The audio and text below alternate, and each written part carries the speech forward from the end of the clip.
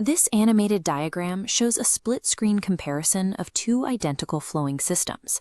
On top, traffic moves smoothly at 70% capacity.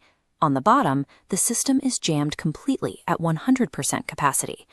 We often assume that a team working at maximum capacity is operating at maximum efficiency, but physical systems tell a different story. Kingman's law explains exactly why this happens. It's a mathematical principle demonstrating that as a system approaches maximum utilization, even microscopic delays cause exponential spikes in wait times. A single disruption in a packed system creates a massive traffic jam. This exact physics principle applies to human teams. Scheduling every single hour of a worker's day leaves zero room to absorb unexpected tasks. When an urgent request inevitably arrives, the worker has to stop their current task, breaking their concentration and completely halting the project's momentum. Pushing a team to their absolute limit does not maximize their output. It mathematically engineers a traffic jam, ensuring nothing is delivered on time. When work sits waiting in these systemic traffic jams, it suffers from backlog rot.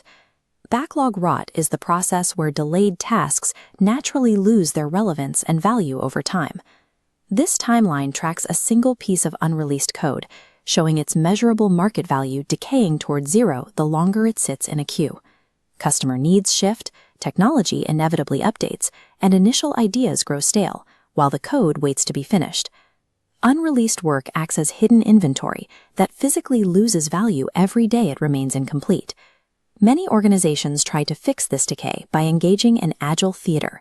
Agile Theater is the practice of adopting productivity buzzwords and holding specific meetings without actually changing how the work flows. Measuring visible activities like meeting attendance or report generation gives leadership a false sense of security. It makes the team look busy and productive, while entirely hiding the underlying workflow rot. Adopting new vocabulary without restructuring the actual physics of a team's workflow leads to a predictable outcome. You guarantee the delivery of irrelevant products long after the customer actually needed them. This animated decision tree illustrates that fixing a broken system requires diagnosing your primary constraint, splitting into two distinct branches: steady work piling up or uncertain customer needs. You have to decide if your main problem is volume or direction. If your problem is a steady stream of work piling up, you use Kanban. Kanban is a workflow method built to handle steady bottlenecks by using strict work in progress, or WIP, limits.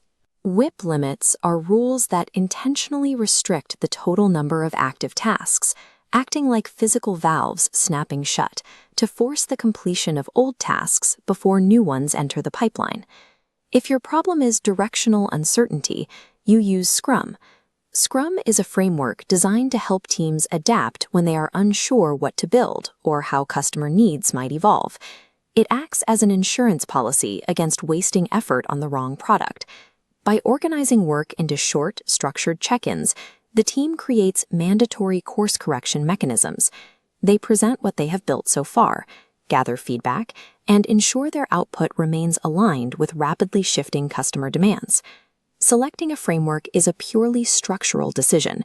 You are simply choosing the specific mechanical tool required to either clear a traffic jam or survive unpredictable market terrain. Some complex environments require a hybrid approach, known as Scrumban. Scrumban is a method that combines the continuous internal momentum of Kanban with the regular external alignment meetings of Scrum. The primary threat to any of these systems is a sudden, urgent executive interruption.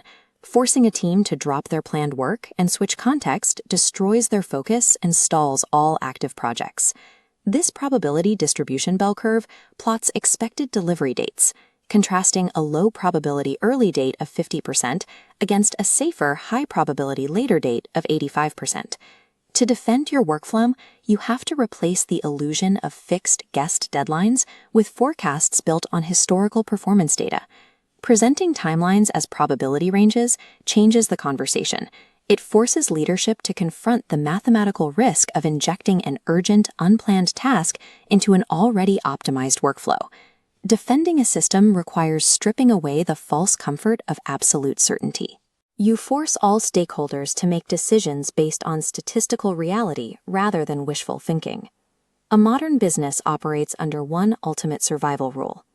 A team must be able to deliver new ideas faster than the surrounding environment can change.